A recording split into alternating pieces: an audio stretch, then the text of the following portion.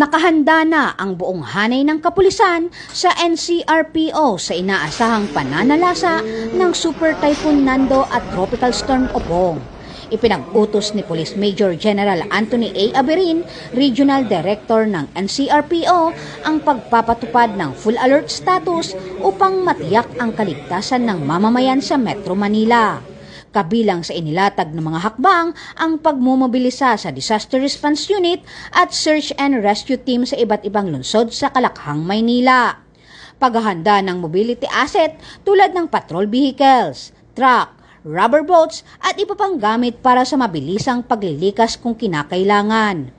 Ayon kay Police Major General Aberin, nakahanda ang NCRPO hindi lamang sa pagbibigay ng seguridad kundi pati na rin sa mabilis na pagtugon para iligtas ang buhay ng ating mga kababayan. Dagdag pa niya, patuloy na binabantayan ang lagay ng panahon at nakahanda ang mga kapulisan sa 24/7 monitoring upang maagapan ang anumang panganib.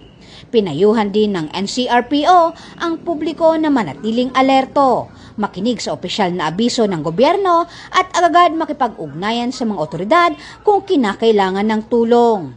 Sa pagtutulungan ng kapulisan, lokal na pamahalaan at komunidad, layunin ng NCRPO na masiguro ang kaligtasan at katatagan ng bawat pamilya sa gitna ng hagupit ng kalikasan.